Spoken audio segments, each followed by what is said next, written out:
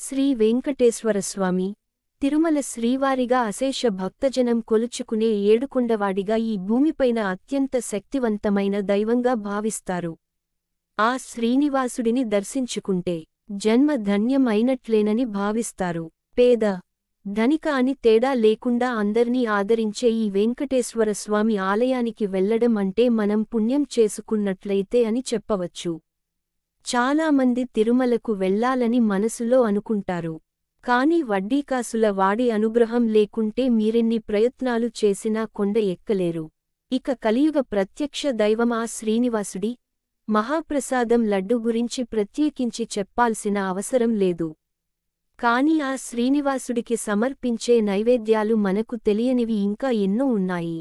అసలు ఏడుకొండలవాడికి ఎన్ని రకాల నైవేద్యాలు సమర్పిస్తారో తెలుసుకుందాం. తిరుమల శ్రీవారు అలంకార ప్రియుడు మాత్రమే కాదు, ఆహార ప్రియుడు కూడా. బంగారంతో మెరిసిపోయే ఆనంద నిలయంలో కొలువైన శ్రీవారికి లడ్డూతో పాటు రకరకాల ఆహార పదార్థాలను నైవేద్యంగా సమర్పిస్తారు. వెంకటేశ్వర స్వామికి ప్రతిరోజూ సమర్పించే ప్రసాదాల్లో చాలా రకాలు ఉంటాయి. వడ, అప్పాలు, లడ్డు ఇవి మాత్రమే సమర్పిస్తారని మనందరికీ తెలుసు. కాని దోశ, జిలేబీ, మురుకు, పోలీలను కూడా స్వామివారికి నైవేద్యంగా సమర్పించడానికి ప్రత్యేకంగా తయారు చేస్తారన్న విషయానికి చాలామందికి తెలియదు.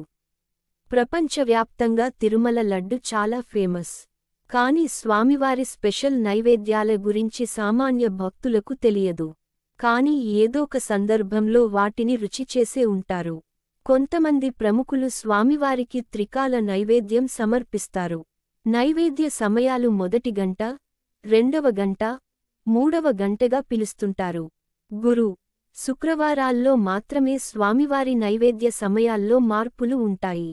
మిగతా రోజుల్లో ఎలాంటి మార్పు ఉండదు.